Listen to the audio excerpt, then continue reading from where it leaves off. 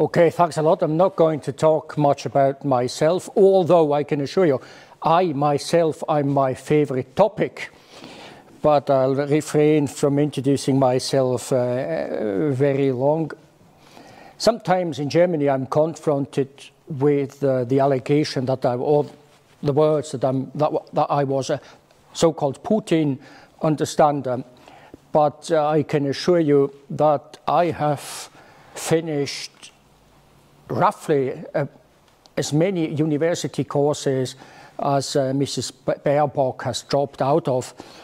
And on the other side, you may hear it, I have been learning English in Britain, concretely in Glasgow, and not in the Ajoie or in Porrentruy.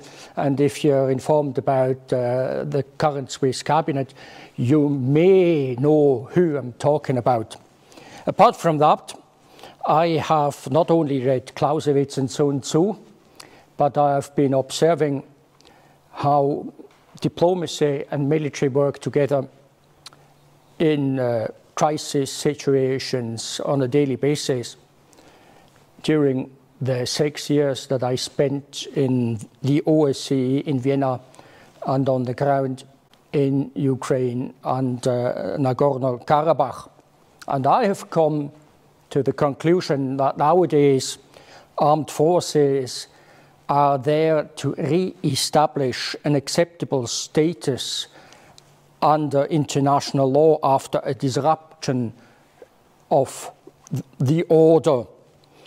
And they have to do so with the mildest means available.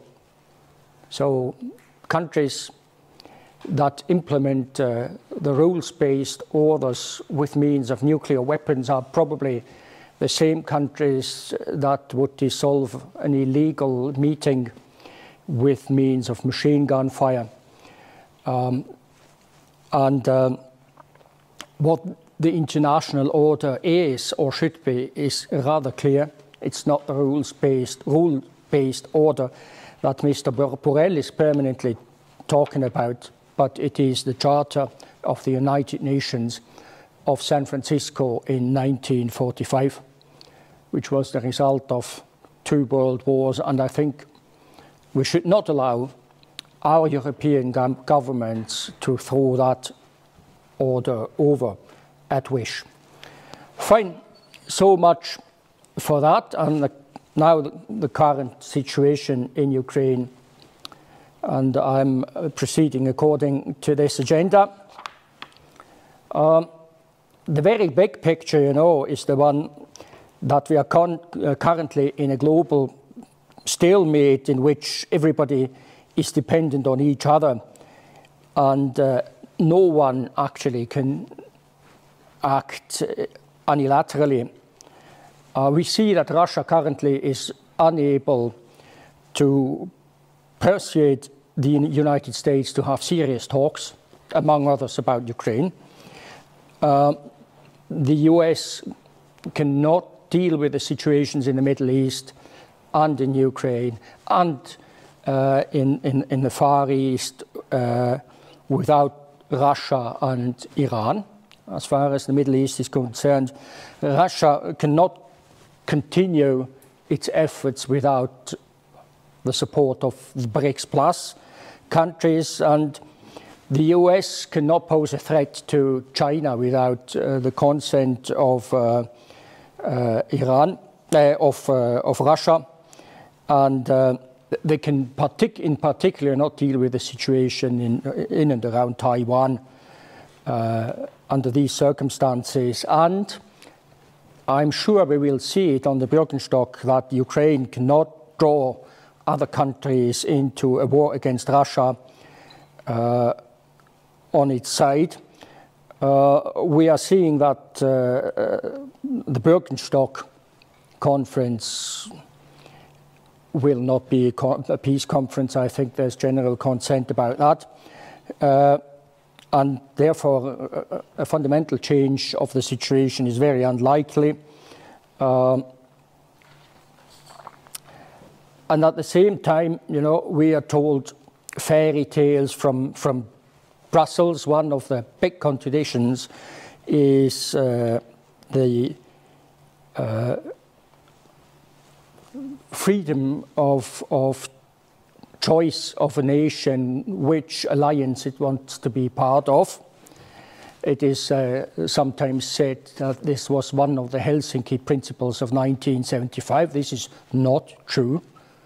The freedom of choice of an alliance is not a principle enshrined in the Helsinki Final Act 1975. And that was the conference that overcame the Cold War. On the other side, Russia is always talking about the what is it called, like the indivisibility. That security is not to be divided. That everybody has equal rights on security, and that is a principle enshrined in the Helsinki Final Act. And part of the problems, of course, come from the fact that, to put it mildly, NATO is not used to respect the security interests of other actors in global policy, but is rather used to deal with that question unilaterally. And we see now with the so-called rules-based order that they want to implement worldwide, and the rules of which they define themselves without taking into account the Charter of the United Nations. As long as a NATO membership of Ukraine is an option, this war cannot be ended, and Mr. Putin can tell whatever he wants. In an interview with Tucker Carlson, saying that a possible NATO membership of Ukraine was not the reason for his actions after the 24th of February 22, because it was the question that drove decisions, and it was the question that have been sorted out or mentioned in the Istanbul peace or ceasefire draft agreement that has never been implemented. So NATO is probably not the solution to the conflict, but one of the reasons, and we should keep that in mind. For the time being, the military situation is not favorable, of course, for Ukraine. Since they left Avdiivka, they were compelled to withdraw permanently, and the Russians advanced steadily but surely, taking a nameless village every day. By the way, villages, I've seen some of these villages that were contested from 2014 on, such as Pesky or Pisky, as the Ukrainians called it. That was completely devastated. There's nothing left. And I think many of the places that we are talking about now just look the same. And I've been to all these places. I've been to Stanitsa Luhanska.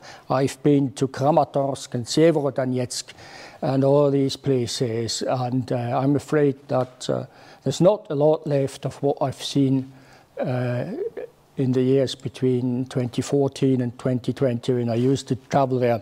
What you see on the left here is the area of Arichiv or Orichov in Russian. You see the front line of January the 6th, 2023. That was before the so-called Ukrainian summer offensive, and in light red, you see the current situation, and you see that the results of the Ukrainian summer offensive of 2023 are almost nullified. And I have warned against the belief that the Ukrainians could now easily beat the Russians, because I've seen the Ukrainian army on the ground. I've seen, or I've experienced and seen the Russian forces from inside for more than a year, and I can assess what these forces are capable to do, and I know the geography, and I can only warn now NATO against believing that beating Russia would be an easy trick. That can be very, very costly. And you mentioned it, Alec, people or press and media products such as the Blick, they're trying to tell us that victory against Russia can be achieved easily. And they don't just say it like that. They say it because they want to draw us into a war against Russia by saying, look, it's easy. We'll travel to Ukraine, we'll beat the Russians within a month, and everything will be okay. I can only warn against that. And the second that I want to tell you with this slide is that in this war, a fundamental change with military means and methods only is not possible any longer. Both forces have shown what they're capable of. I think the Russians, they have some reserves. The Ukrainians have hardly any reserves. The Europeans, I think they have delivered what they can deliver. And we need, as a result of that, a strategy of talks, of negotiations, and I would not agree at the time being with Mrs. Baerbock that this war has to be sorted out on the ground by the military. This is not possible any longer, and it was not possible from the beginning. I've said it for years. The Russians can't take over militarily the entire Ukraine.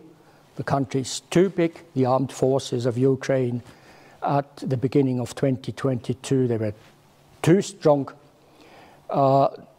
Please don't tell me that the Russians are now capable of overrunning the whole of Western Europe. They can't. I've been there. I know what they have. I know what they can.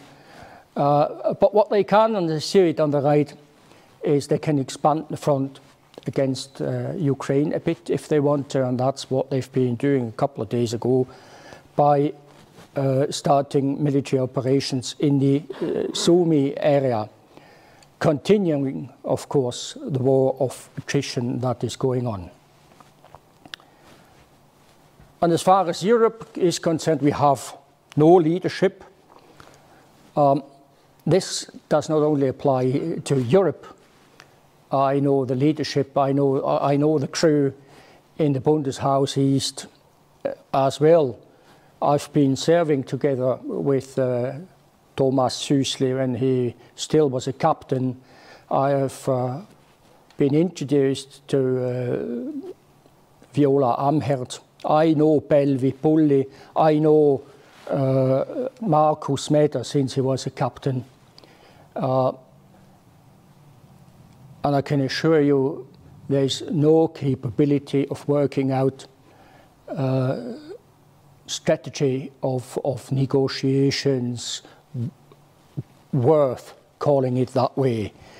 And in his statements of about the difference between the rules-based order and the law of the jungle, mentioned by Josep Borrell, he implicitly laid claim to a leading role of the European Union in global politics. and a leading role would require superior quality in not only in military affairs, but in diplomacy. And having worked together with diplomats from 57 OSCE participating states in Vienna, I can assure you that the quality of Western European diplomacy, as well as the diplomats of the US State Department, are not superior to that of diplomats of the other half of the states participating in the OSCE. On the contrary, when I look at the level of language, the knowledge that they do have, I find that diplomats from the former Soviet Union, particularly from the Caucasus region and from Central Asia, they are much better than Western European diplomats, but I'm happy to say they are not as arrogant as the Western Europeans are. So, looking at the Bundeshaus East reminds me of the book Globi wird Soldat. Those of you who have read in their youth Globi books, they know what I think of, and I think the right one is self-explanatory. No leadership, no more confidence. I've watched it myself. I've watched I would call it the destruction of the system of arms control and of confidence and security building measures when I was in Vienna. The abolition, of course, of the anti-ballistic missile treaty, that was much earlier than I was in Vienna. Maybe you remember that was due to 9/11. The Americans dropped out of the ABM treaty, and the Russians accepted it, and you know what happened afterwards. I've, of course, when I was still in the Armed Forces Command Staff in Bern, seen that the Europeans de facto dropped out of the Conventional Forces Europe Treaty, which was, by the way, signed at a time when the Soviet Union already didn't exist any longer, and people thought, why should we adhere to a contract that has been signed when one of the main contractors was already not existing any longer? I have in Vienna experienced what happened to the Intermediate Nuclear Forces Treaty, and I'm fully aware of the fact that we'll never get an INF-like treaty any longer on medium-range ballistic missiles. And I have seen what happened to the Open Skies Treaty that allowed OSCE participating states to conduct inspections in the airspace of everybody else in the OSCE to control, to monitor military activities, and that at a very short time, 48 hours. 48 hours is for the VD, the Vienna document, has the same functions for the Vienna document. That means short time inspections of military activities. And I've seen how the West, how NATO, under the leadership of the United States, misused the Vienna document. I unfortunately can't exclude the Federal Republic of Germany from that allegation. They have contributed to that as well. You may remember the mission in the Donbass when under the Vienna document, German officers conducted an inspection in the Donbass that had nothing to do with the idea of confidence building, but that was purely about spying on the forces of the Donetsk and the Lugansk People's Republics. It was a misuse. I've seen how the US Defense Attaché in Vienna, Joel Silberberg, by the way, organized a permanent presence of NATO officers in Ukraine. That was never the idea of the Vienna document. I've seen these officers in the Grand Hotel Ukraina in Dnipropetrovsk, today Dnipro, and I've heard Canadian officers briefing the audience in the Forum for Security Cooperation in Vienna about what they saw during this inspection. There was a briefing about events in Nikolaev. But remember, they were in Dnipropetrovsk, I don't know, is it 200 or 300 kilometers away? Confronted with the allegation that it is impossible that he's seen that with his own eyes. He had to admit it was just what he heard, what they told him. So maybe these treaties, these agreements would all have to be substantially revised nowadays because technology is developing. And some of them may have become useless, such as the Open Skies treaties, because today with reconnaissance satellites, of course, you can get the same information on the ground without sending airplanes into somebody else's airspace. But it was all a system that created a minimum of mutual confidence, because we knew that the Russians would adhere to the INF and the Americans would, and there was a monitoring regime for each and every of these international agreements, and this monitoring regime has gone with the treaty itself. So we have no confidence at the time being, and we have no means of restoring this system of mutual confidence. And we have no platforms either. If I hear from the colleagues in Vienna how discussions in the Forum for Security Cooperation and in the Permanent Council are being conducted, I am just shocked, you know. It's not a discussion any longer. Everybody turns up in the Neue Saal in the Hofburg and reads down the instructions he or she got from the capital, from the Ministry of Foreign Affairs, and then the guys leave. And they let other delegations do the same. And that's not my understanding of a discussion. It is a wee bit better now.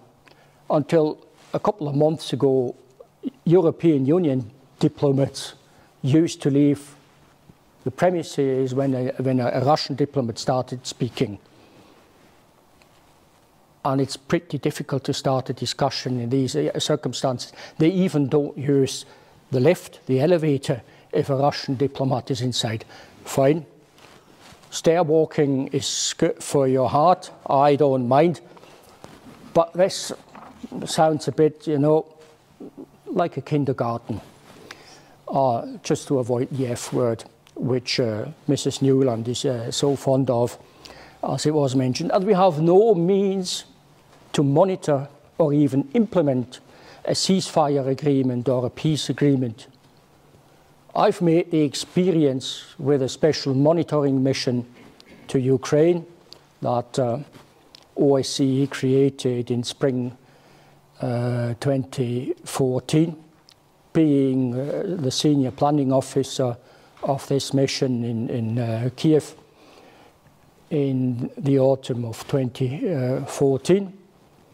And the Minsk agreements, Minsk 1 and 2, Minsk package of measures, could not be implemented, or at least the military provisions of the MMP, the Minsk measures, or package of measures, could not be implemented because SMM was unable to monitor it. When the forces started to withdraw the heavy weapons from the contact line, the SMM was unable to monitor it.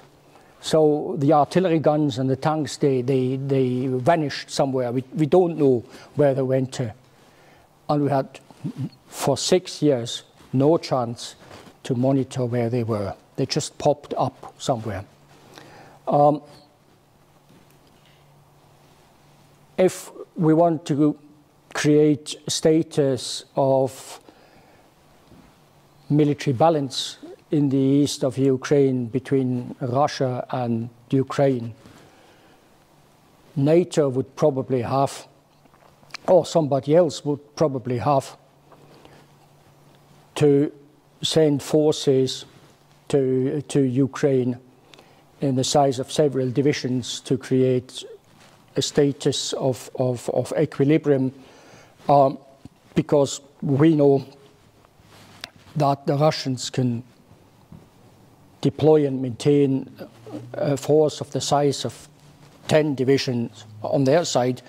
So, of course, we would wish that on the other side there were 10 divisions as well.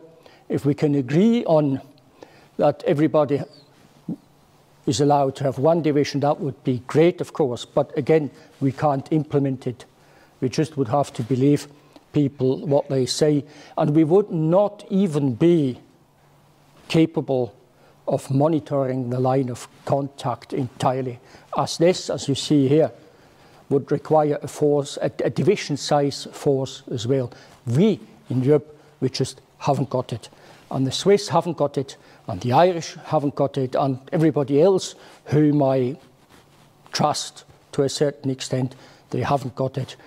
And the peacekeeping force deployed by NATO is, of course, a no-go for Russia, and I don't see a chance that NATO is getting a mandate for a peacekeeping mission in eastern Ukraine by the UN Security Council, bearing in mind what happened since 1999. So, if there was a set of ideas for a ceasefire agreement, how would we have to implement it? How would we have to phrase it? And it was after 2015 that I started working on a roadmap for the Minsk package of measures. And I did so on behalf of the permanent representative of Switzerland to the OSCE. At that time, it was Ambassador Claude Wild, later serving as Swiss ambassador to Kiev. And I mentioned at the beginning, in the introduction, that we have to come back to, or that forces have to re-establish an acceptable order under international law. And the last status accepted, widely accepted, that was the Minsk package of measures, the MPM of February 2015. And the draft ceasefire agreement of Antalya or Istanbul in March 2022 was not accepted, but had a fair chance of being accepted by the world community. So these are the two stepping stones I'm working with.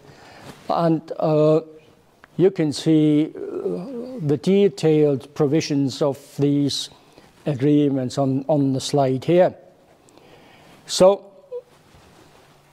we started working on that, and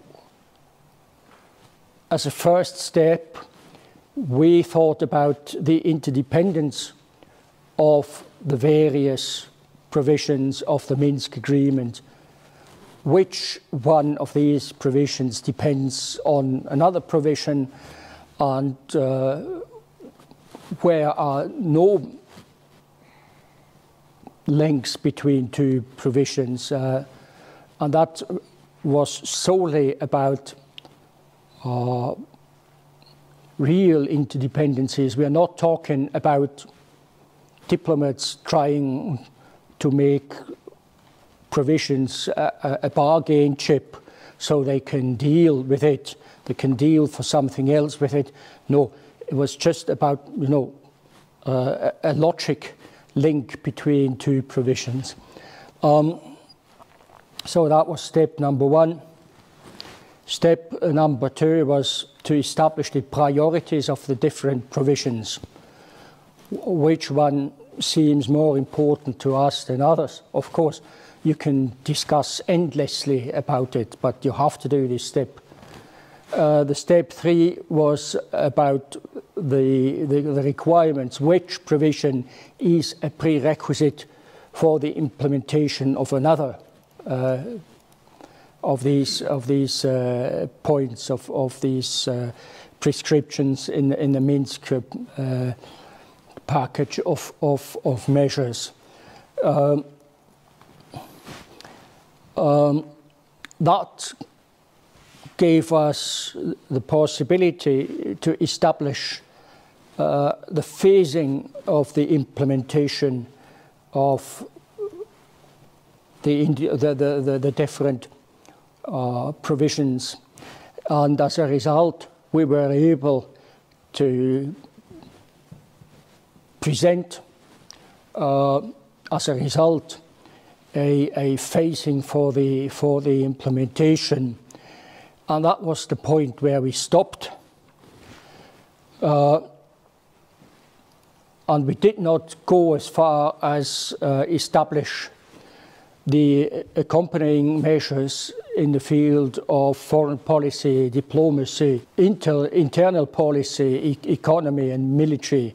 And of course, in each and every of these 6 phases, we would need provisions in the field of diplomacy, military, economy, etc., etc., so that in each and every of these phases, every party to the conflict has to implement something, but has or can expect to have provisions implemented by the opposite side in their favor, so that the peace process cannot be interrupted at any time. It is always a matter of giving something in order to be on the receiving end at the same time. And the end of it, the end state is, of course, an end state that observes the principles of the Montevideo Big Four, the Big Four conditions for the existence, for the mere existence of a state, such as population, territory, the constitutional state of a country, and foreign relations. And in addition to that, we would have to have a state of balance on the military field, economic field, and other fields. So that sounds a bit like work, and it has taken weeks and months for us to establish that roadmap, and we could now repeat the same exercise on the basis of Alfred de Zaya's Blueprint for Peace. You may have heard about it. He's published it. I think Alec has provided you with Alfred Desaya's thoughts, his food for thought paper. Repeat the same exercise and come to a desired end state. That would require discussions not between representatives of governments, because nobody is giving his negotiating strategy away, but with experts who are capable of assessing the interests of the states they are living in. Of course, we would have to talk about each and every of these steps I've mentioned before with the governments involved. We would have to have consultations on it. Of course, that would take months, but this is the only way to achieve acceptance by the governments involved. This as well means a lot of work, but the main takeaway for you should be that there is a method to assess a situation, to analyze a mission, to establish a roadmap. We've tried it out. We've tried it out in the OSCE high-level planning group. One of the officers, having served with me, is still working in the HLPG. There's Major Bieliavsky from the Russian Federation, Lieutenant Colonel McCarthy from the Irish Defence Force. Unfortunately, have left, but we have worked on that for weeks and months.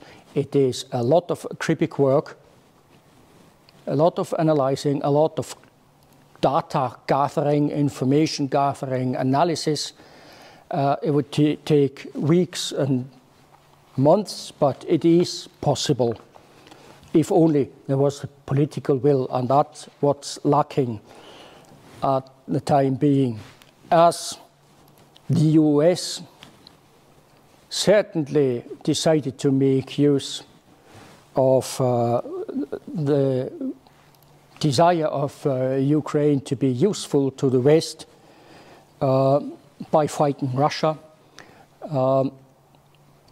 They promised a lot. They said they would beat Russia strategically, that they would parade their tanks in Moscow and in Sevastopol, and the West was happy to believe Zelensky, as he was happy to believe Poroshenko.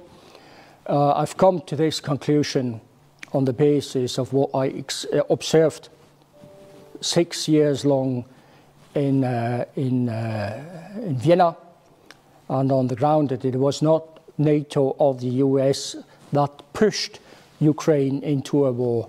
I think it's rather the contrary. Various Ukrainian administrations drew the West into a conflict with Russia. I've seen Yatsenyuk in Kiev. I've seen Geoff Pyatt, at the time the US ambassador in Kiev. I've not seen Turchinov. I've seen Poroshenko. I haven't seen Zelensky, but the circumstances which this war started under tells me that this is the case as well. And NATO and the West, they have promised the Ukrainians quite a lot, and they are not keeping their promises at the time being. So what could the way ahead be? It is my observation that at the time being, the front line between the fighting forces has changed everywhere, with the exception of Toretsk, northeast and northwest of Donetsk. That's the place where the front line is still where it was from 2015 on. And I'm quite sure that under the threat of shelling of cities by Ukrainian artillery and missiles, the Russians wish to have a strip of territory, let's say 20 kilometers wide, between the major cities of the Donbass and the Ukrainian armed forces. And definitely this is not the case in Donetsk. And by the way, Novhorodsky here, a town under control of the Ukrainian armed forces until the present day, has been renamed. It's now New York. So if you hear about fighting in New York in the future, stay calm. It's a different kind of New York. And it would be fairly difficult for the Russians to storm these hills with the remnants of what they dug out in the mines. And you see every one of these wee triangles is a coal mine or whatever mine. So I think the Russians will try to take New York and Donetsk either by force, or they would demand these places to be demilitarized and under international control if a ceasefire agreement was signed. And that will be one of the big problems, of the big obstacles for future negotiations. And I could even imagine that we need a new ceasefire line, a new line of contact along obstacles in the terrain, such as rivers, because I've seen in the years 2015 to 2020 the front running across big cities. The front line was, or line of contact as we called it, was running along the eastern borders of the city of Donetsk. This is definitely not acceptable, because sporadic fighting that may break out will always affect a lot of civilians.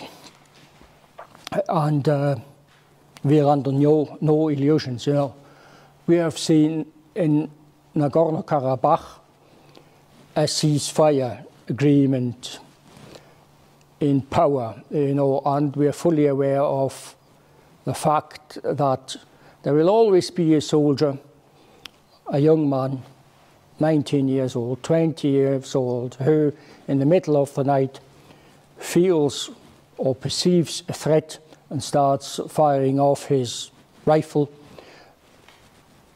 That's okay so far, because the experience told us that the huge damage on property is inflicted by heavy weapons, by artillery, by tanks. The majority of victims, military and civilian victims, is caused by heavy weapons. So as long as artillery and tanks are under control, we'll be happy. And we'll discuss, of course, about Private Brown firing off his rifle late at night. That's okay. We'll get that sorted out. But the real trouble starts when people are starting to use artillery. And we knew, of course, having served in forces ourselves, that artillery is not firing just because a young soldier decides to fire his guns. There's always a political will behind it, because you're not just touching and not firing individually. So maybe drawing a contact line across along rivers or other obstacles in the terrain, but I don't see any other type of obstacles in this terrain than rivers, would help to monitor and to observe a ceasefire. And the thing that worries us, or worried us most in the high-level planning group, was the deployment of automated fighting systems such as UAVs, drones on the right-hand side, and automated ground systems in the war in Donbass and northeast of DFK. We know that automated ground systems, fighting robots, were used a couple of weeks ago, and we were so much worried, concerned by this, because it is not only a question of machines killing human beings, but these systems give somebody the possibility to start a war with impunity, because a fighting force, of course, might lose soldiers. Soldiers might be killed and you want the body back, or they might be captured and you want the POWs back. But this does not apply to machines. So you can easily risk the existence of a few machines, and you can even try to conceal the origin of your fighting machines. And there's a lot of possibilities how to conceal that, so that at the end of the day, nobody has a proof that you were violating the ceasefire agreement. So you can start a war with impunity, and that is something that we should keep an eye on in the future. And what is now happening between NATO and Russia can be forecasted or explained by the use of a morphological box. So, of course, Russia can, as a response to Belgorod being shelled by choosing a target on US territory, NATO territory, the high seas or space contested territory, or of course the territory of Ukraine. They can define the kind of target that they want to hit. They can choose whether they want to act openly or covertly. They can choose a location easy to access or hard to access for instance, for international investigators. Of course, they can decide whether they want to make use of nuclear weapons or conventional weapons. A good way, a good method at the time being, unfortunately, is the use of diffuse kind of weapons, weapons of which you don't see the effect immediately, and the origin of which is hard to prove. Electronic warfare is an example for that. And of course, they can decide whether they want to use regular forces or proxies or private military companies. So at the time being that the West is playing kind of a chicken game with nuclear weapons, the Russian side has still a wide variety of methods they can respond with, and that's what made me calm the temper a bit down when I was, or calm the situation a bit down when I was talking to a couple of American specialists a couple of days ago. They say we are on the brink of a nuclear war, but I said, if we haven't had a nuclear war yet now, it is due to the fact that the Russian Federation has a lot of methods to answer to NATO provocations, and the fact that they are cool-minded. I don't know how long this will be the case any longer, because everybody's saying, Putin, you don't dare use nuclear weapons, might provocate him to make a demonstration that he can. So, the next incident could start somewhere along the big routes of maritime transport or ground transport, if you want, near the centers where the majority of the population is living of the world. Of course, they're free to choose the time when they want to launch their response. You know, we know that Macron will make a big deal about the Olympic Games in Paris. Chancellor Scholz will make a big deal with the opening of the European Football Championship. The NATO summit in Washington is a point in time where you can place a response. And the federal elections, the presidential elections in the United States in general.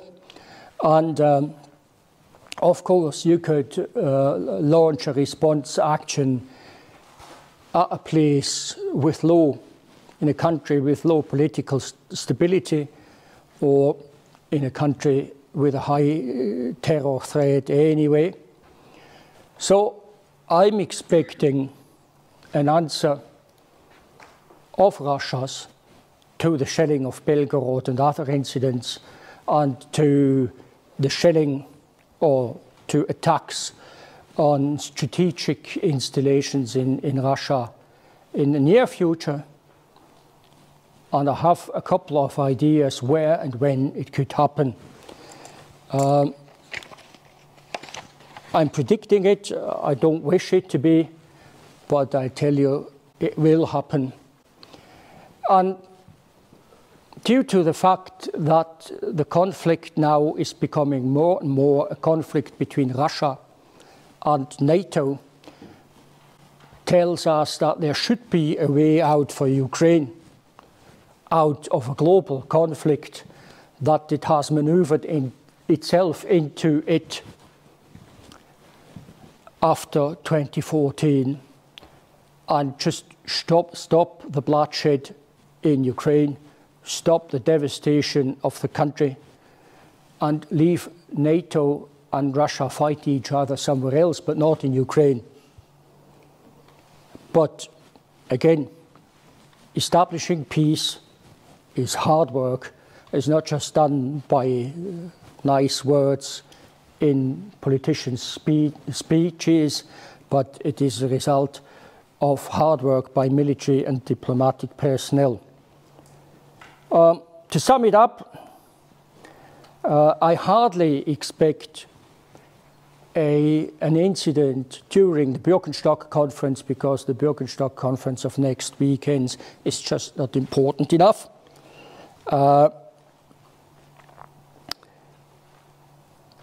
But I'm expecting a hot summer.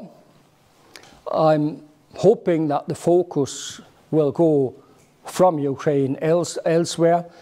I warn you not to underestimate Russian determination. The Russians have the impression that they are fighting NATO and that they are fighting powers that want to destroy Russia, that want to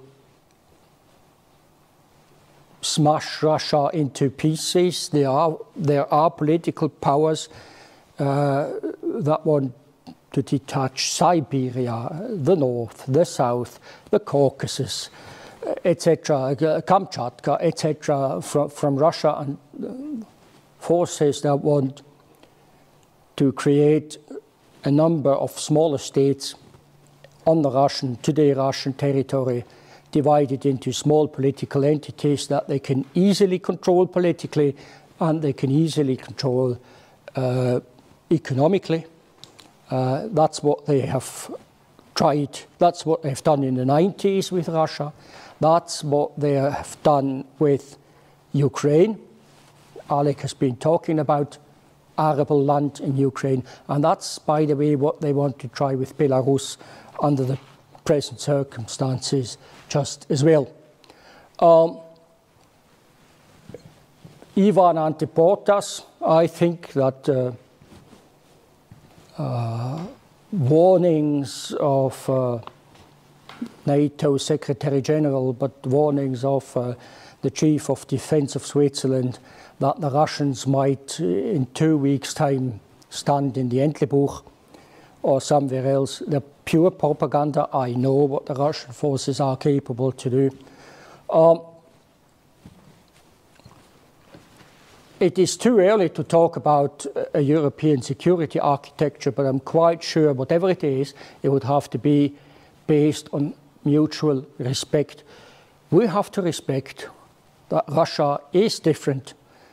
The Russians are not Californians, and they don't want to be Californians or Swedes or Norwegians, and I see no reason why we should compel them to do so. So mutual respect. Russia is Russia. China is China. The Europeans are Europeans. Some of them want the LGBTI values, others don't. Some of them are more religious than others. Some of them have a bit different idea about economy in their country than others. Some of them just don't want to sell out their economy to Western investors. That's all okay. Without the mutual respect for that, we will not achieve a stable European architecture of security. And I can only repeat it, ending the bloodshed is hard work. We need serious people to work on that, and I don't see these serious people in the West now. They have no idea of the difficulties of establishing peace. They're unable to do so. Continuing a war is far easier for them. Question whether we should again elect such people, I leave that to you. I won't. And I said it the other day to a television station, I won't be marching towards the Volga River for Angela Merkel's new values or the LGBTI, etc. values. I just won't. This is not worth risking a worldwide thermonuclear war. So I hope you agree on that, and you can shell me with questions now. Yeah, please. Two Swiss guys has the duty in Donbass, Alexander Hug and Tony Frisch. What do you think? Have they delivered a proper work? Definitely. Definitely. Of course, Alexander Hug was under criticism from the locals in the Donbass, as well as the special monitoring mission did not provide the Donbass with the results we would have wanted, or they would have wanted. But I've been talking to Alexander Hug many times. He was under tremendous pressure. He was not allowed to say everything that he wanted to say, but I think he tried to be the honest broker. And the same applies to Tony Frisch, who, whenever he was in Vienna, turned up in my office.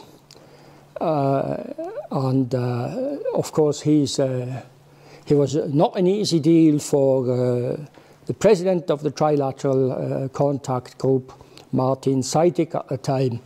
Very impulsive person, but he was determined to produce concrete results on the ground, but was not allowed to. And has a lot to do with the reasons why Martin Seidig resigned as the president of the Trilateral Contact Group, and why Heidi Tagliavini did not want to continue this work, and why Heidi Grau dropped out of the Trilateral Contact Group, because they understood at a certain point in time that there was no political will for peace, that everybody wanted to keep open an option for a military solution to the conflict, and they understood that it is no use negotiating once a week with people who don't really want to negotiate. And we are still there. We are still in that phase, unfortunately. Yes. During the recent SPF conference in St. Petersburg, a journalist asked Mr. Putin what would it take to have peace with Ukraine? And he referred to both the Minsk agreements and the Istanbul agreement, which was never signed, but was ready to be signed. I think it was Boris Johnson who intervened and said, don't sign it, or something like that, more or less. Anyway, Mr. Putin's answer was, yes, Istanbul would be a good basis to start, but there will be quite a few items to be added to it. He was not specific. Could you elaborate on that? Would you know what he meant with more items to be added to Istanbul? Well, one item is surely the International Court of Justice with his order of arrest against Vladimir Putin himself as a person. Of course, that problem has to be sorted out.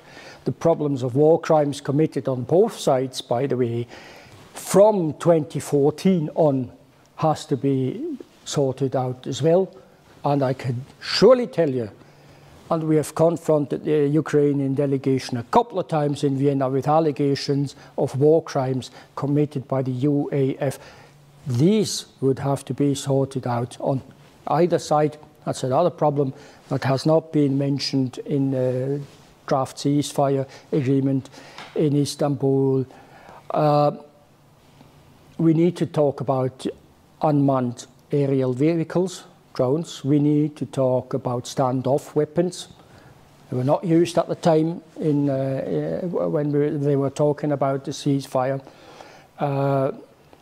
They would have to talk about automated fighting systems, etc., etc. Thus, I can roughly imagine what Vladimir Putin was thinking about when mentioning this. And another big issue, of course, is the lack of confidence and the belief that Ukraine and the West would only make use of a period of ceasefire to rearm Ukraine in order to prepare themselves for starting the fighting again. So we would have to have guarantees for that in a ceasefire agreement. And the ban on weapons deliveries that Alfred de Zayas has mentioned is not enough, because Ukraine is not in a position to produce weapons any longer, or large numbers of sophisticated weapons. Russia is. On the other hand side, we have to take into account that Russia has 15 or 16 neighbors, that a threat to Russia could come from somewhere else than from Ukraine. So it would be pretty difficult to set up guarantees for the security of Russia, knowing that Russia has, as I said, 15 or 16 neighbors from Europe to the Far East. So that's certainly the practical difficulties of a ceasefire agreement or peace agreement that Mrs. Baerbock and others are not even dreaming about at the time being. Hard work here as well. I mean, what you just said about using the ceasefire to rearm is a real danger. And I mean, Madame Merkel has exactly said the truth about what happened between 2014 and 2022. So I think this is maybe the strongest point behind. I suspect it so, but of course you mentioned many others.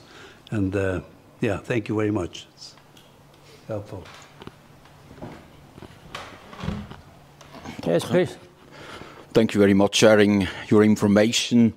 With us, I really prefer get the experience from guys that had the boots on the ground. Or we hear some information from guys sitting on the sofa and got sharing this, what they see on YouTube and other channels. I'm not on a diplomatic side, neither on a military. I'm an independent contractor for a civil construction or more little bit infrastructures. So I got some experience in Africa, such as Eastern Congo, Rwanda, and the biggest experience I got by myself was in South Sudan. So first of all, I like to express my disappointment what got on of the Bürgenstock. Since in Bürgenstock was the peace agreement signed for South Sudan.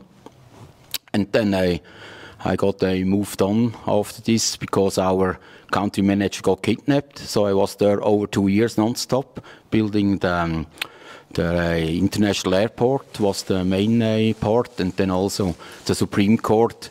And I really liked you mentioned Montevideo Big Four Constitution. That was the main thing. So they got independence after the referendum. And now my question is, since you got experience on the Russian side, I have only worked with Russians in the oil business. I can agree with you, they're very focused, and if they get a goal, they go for it. And since I got some experience with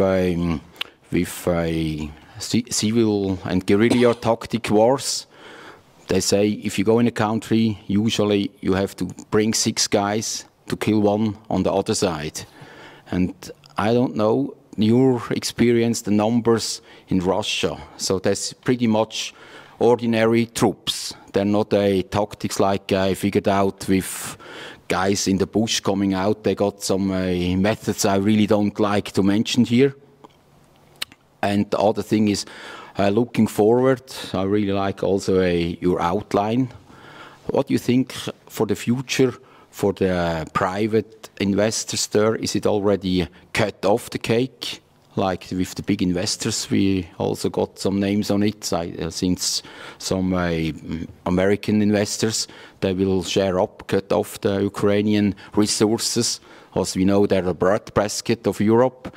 And in Africa, it's also about resources like oil, minerals, gold. What do you think about this infrastructure, resources, basically economical cases? I really would like to hear from you. What is your outlook there? Thank you. You know, arable land is not the only issue, and is not the only wealth of Ukraine. Ukraine had a high standard of technology. Maybe you remember that space missiles were constructed in Dnipropetrovsk. Dnipropetrovsk used to be a high-tech area. They have raw material. We've heard that. Principally, Ukraine is a very wealthy country. What's happening now is that it is taken under economic control by the West.